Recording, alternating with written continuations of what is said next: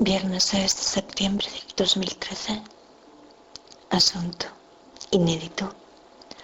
17. En el ciclo alternativo. 10. En el ciclo biológico.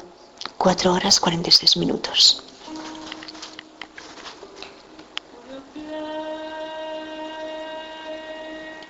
El mismo té y el mismo azúcar. Y el mismo amor. Y la misma lluvia. Donde Darín, que es el autor, dice lo primero casi tras un plano donde vemos a Cortázar sin su gato. Dejemos que los genios jueguen con las formas. Y donde la protagonista se llama Laura, que es la que le dice al autor que sus cuentos tienen algo de Cortázar, de destinos que no llegan a cruzarse. Y donde en una segunda lectura te das cuenta de que el personaje de ella, en este caso, lo que necesita es hacer algo memorable, algo que cuando la gente lo oiga o lo vea, no sé, le cambie aún un poquito la vida. Y eso es lo que le pegó. Porque yo no escribo los guiones, pero algunos los recuerdo. Y mucho mejor que Albers cuando en su libro explica que el proceso principal de oxidación de los azúcares es la secuencia de reacciones conocida como glucólisis, y que esa reconstrucción completa fue el triunfo de los años 30 en la bioquímica, al que rápidamente continuará el papel del ATP en todos los procesos celulares. Pero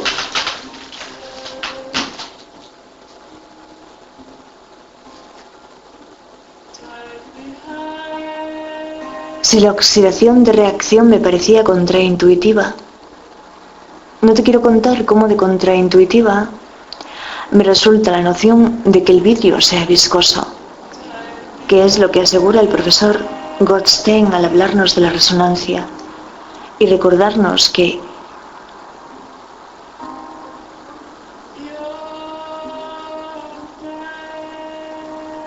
en una escala muy pequeña tenemos un mundo gobernado por las leyes de la mecánica cuántica.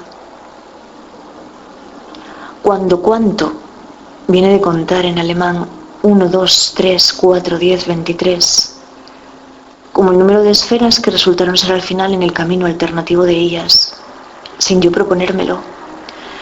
Y eso hace que si en algún momento haya que hablar de nuestros pares de cromosomas, lo haga sobre ello ahí mismo.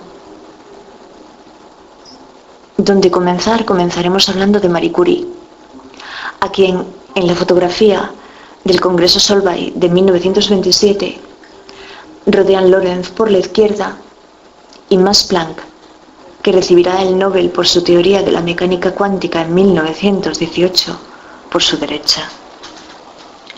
Y a escala cósmica, el mundo lo está, gobernado por las leyes de la teoría general de la relatividad.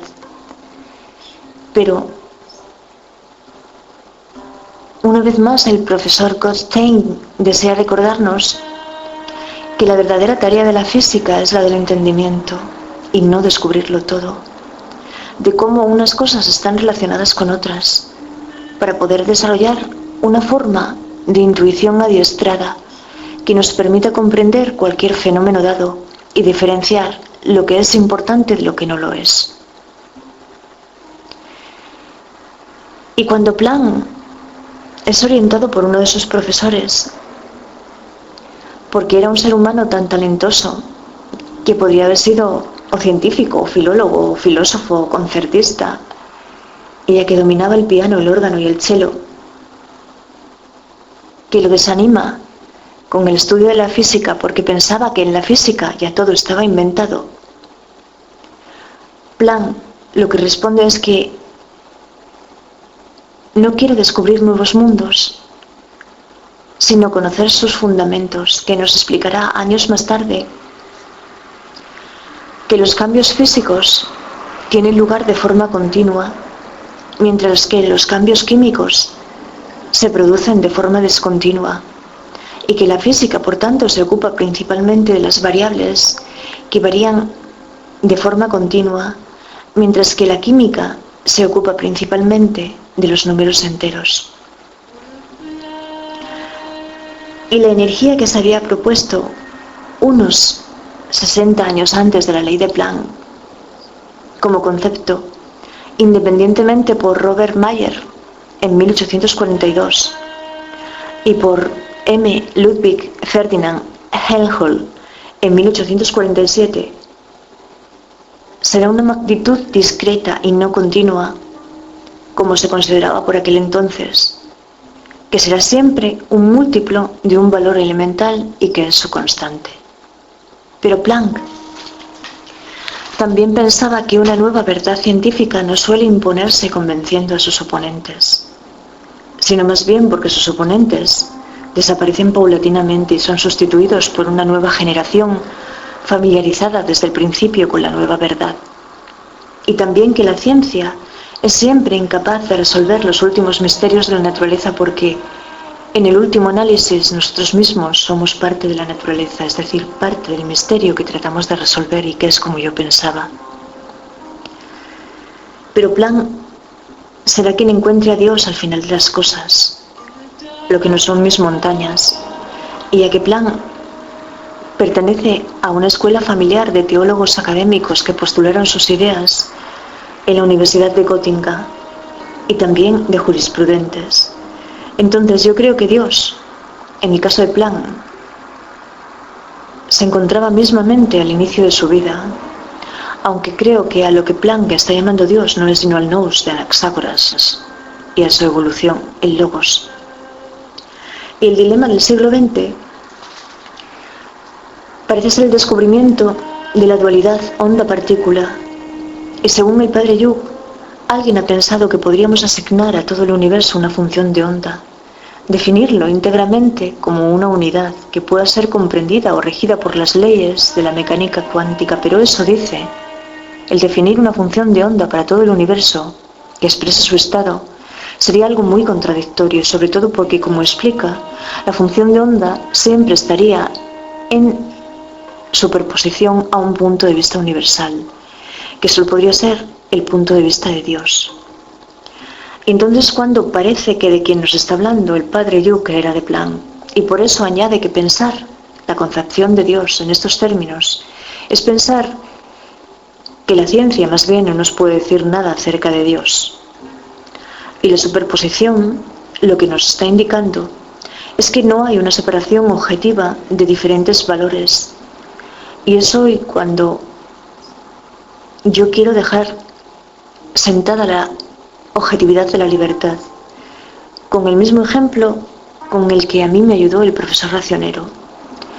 Pero el padre Jung también afirma que en tu idea del multiverso lo que se dan en paralelo son todos los resultados, y cree que si mi problema es entender cómo funciona un sistema físico y todas las posibilidades son precisamente mi problema, y por eso las desgloso en varios universos, no estoy dando una solución real a mi problema.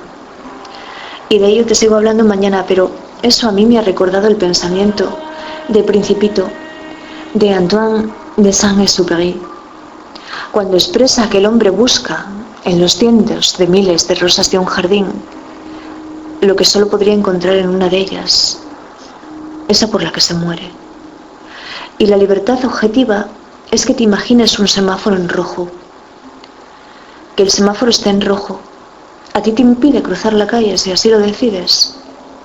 No, tú la cruzas cuando quieras y te atreves, pero sabes que en cualquier caso podrás hacerlo cuando el semáforo se encuentre para ti en verde. Y eso no es una espera sin esperanza, solo un aplazamiento consciente. Y yo imagino que te lo dije aquella tarde en que había conocido el circo. Mi abuelo nos enseñó a mí, a Irene, que ya había comenzado a ir al colegio porque era 1 o 2 años mayor que yo, cuando se cruzaba una calle. Y siempre que me encuentro delante de un semáforo en rojo pienso lo mismo. Se cruza únicamente cuando Irene lo haga. Así que es ese amor, el mismo que yo te tengo, el del ejemplo, el amor más universal. Y cuídate mucho, querido profesor.